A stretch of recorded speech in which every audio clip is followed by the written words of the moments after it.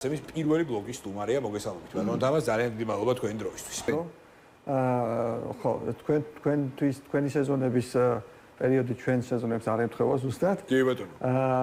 ჩვენთვის ახლა სეზონის პიკია, შეიძლება ითქვას ჩვენი კომპანიისთვის.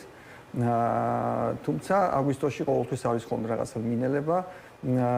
სამწუხაროდ წლევანდელი სეზონი გამოირჩეოდა ზოგადად სეზონის დასაწყისი, ჩვენთვის გაზაფხულია სეზონის დასაწყისი. გამოირჩეოდა იმით, რომ იმის გამო რომ ამინდები იყო, ცივი ამინდები, ძალიან გაიწელა ზამთრის ამინდები, შეიძლება ითქვას დაბალი ტემპერატურები, ზენაკლები იყო, ბევრი ქარი იყო, შესაბამისად სეზონი დაიწყო გვიან.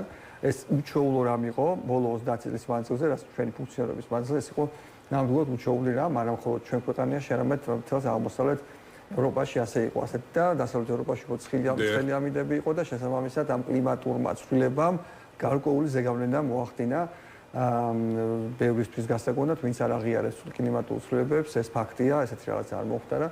შესაბამისად, ეს ნეგატიურად აისახა ზოგადად ჩვენ ბიზნესზე და ჩვენ მსგავს ბევრ ბიზნესზე.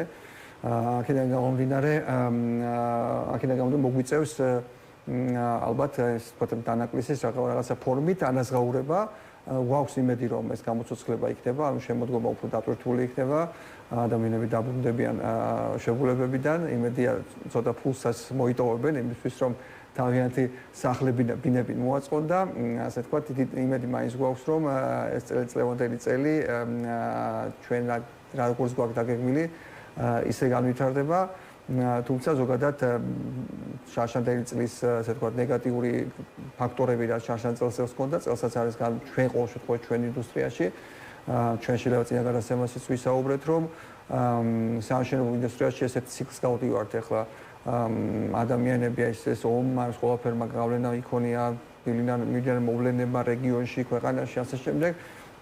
სამშენებლო ბიზნესი ვითარდება, ან ბინები მეტნაკლებად იყიდება. ფასებიც მეტნაკლებად სტაბილურია, არ გამოირჩევა რაც განსაკუთრებული ზრდით.